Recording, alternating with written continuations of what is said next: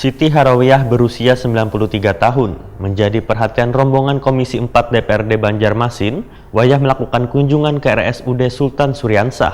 Warga Kampung Melayu Darat Banjarmasin Tengah ini duduk di kursi roda dengan ditemani putrinya Husnawati dengan sabar menunggu antrian untuk menjalani pemeriksaan.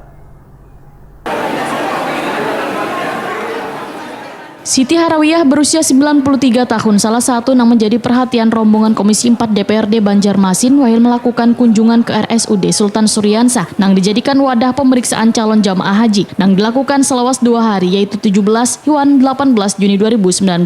Warga Kampung Melayu Darat Banjarmasin Tengah nang duduk di kursi roda ini ditemani putrinya Husnawati, 57 tahun, dengan sabar menunggu antrian untuk menjalani pemeriksaan. Menurut Siti Harawiyah masuk mendaftar haji pada tahun 2012 laluan anaknya tahun 2013, namun bersyukur di tahun ini masuk dalam kuota tambahan. Sekarang biar siapa? Hamdia, Bon, Harawiyah. Biar sana lancar, sehat, biar ibadah nyaman. Haji biar mabrur, insyaallah.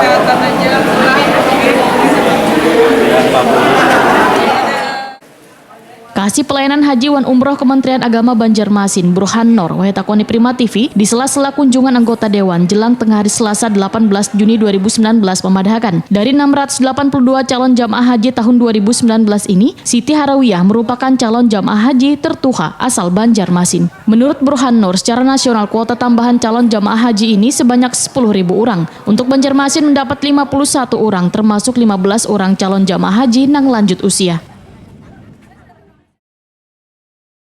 Dengan usia mereka yang seperti itu tuh, manusia apa di sana kira-kira Pak? Makanya semua jamaah kan dipersyaratkan harus istitoah kesehatannya. Makanya kan jamaah yang tambahan ini, semua jamaah kita, semua jamaah yang akan berangkat itu kan persyaratannya adalah istitoah kesehatan. Makanya jamaah kan diperiksa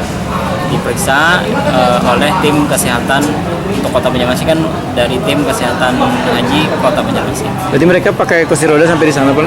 Bagi yang tidak mampu berjalan dan dinyatakan istitoah dalam kesehatannya, insya Allah mereka akan berangkat. Dan bagi mereka yang tidak mampu berjalan kan nanti pendampingnya bisa membawa kursi roda. Ini memang dihususkan bagi yang sudah lansia seperti ini Pak? Untuk tambahan nih Pak? Ya, tambahan ini dikhususkan bagi yang lansia kan karena ada 162 orang sekalsel itu berserta pendampingnya. Jadi diprioritaskan sesuai dengan urut usia. Jadi usia yang paling tua sampai terus minimal 75 tahun.